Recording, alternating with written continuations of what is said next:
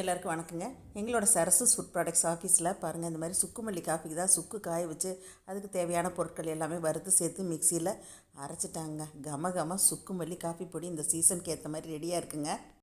அடுத்ததாக கோதுமை மாவு அரைக்கிறதுக்காக இப்போ கோதுமை காஞ்சிட்ருங்க. சம்பா கோதுமை வாங்கி நாங்கள் நல்லா காய வச்சுட்டு அதை நல்லா புடச்சி எடுத்துருவோம். அதுக்கப்புறமா தண்ணியில் போட்டு அரைச்சி எடுத்து களைஞ்சிட்டு அப்புறமா தான் வெயிலில் காய வைப்போங்க. ராகியும் அந்த மாதிரி தான் பண்ணுவோம்.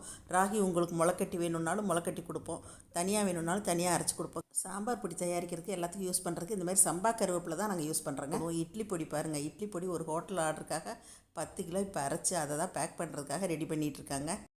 இட்லி பொடிக்கெல்லாமே நாங்கள் கருப்பு உளுந்து போட்டு அரைப்போங்க. டேஸ்ட் ரொம்ப நல்லாயிருக்கும். அடுத்ததாக கறிக்குழம்பு தூளுங்க. இந்த கறிக்குழம்பு தூள் சரசஸ் ஃபுட் ப்ராடக்ட்ஸில் ரொம்பவே ஃபேமஸுங்க. நான்வெஜ்ஜுக்கு வெஜ்ஜு குருமா இது எல்லாமே செய்கிறதுக்கு ரொம்ப நல்லாயிருக்கும்.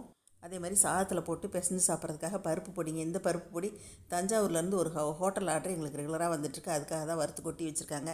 அப்புறம் இடியாப்ப மாவு எப்பயுமே எங்ககிட்ட ரெகுலராக இருந்துகிட்டே இருக்குங்க. நாங்கள் கொரியர் அனுப்பும்போது மட்டும்தான் இந்த மாதிரி கவரில் பேக் பண்ணி வைப்போங்க. எங்ககிட்ட பேக்கிங் ஐட்டமே கிடையாது. எப்போவுமே எல்லாமே நாங்கள் ஸ்டீல் கண்டெய்னர்ஸில் தான் வச்சுருப்போம். பாருங்கள், கொரியருக்கு எல்லாமே இப்போ ரெடியாக இருக்குது.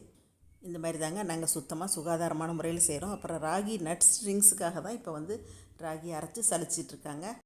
பிளேயரில் இருக்க அத்தனை பொடி வகைகளுமே எங்கள்கிட்ட கிடைக்குங்க. தேவைப்படுறவங்க கான்டாக்ட் பண்ணால் நான் ஸ்க்ரீன்லேயும் நம்பர் கொடுத்துட்றேங்க. தேங்க்யூ.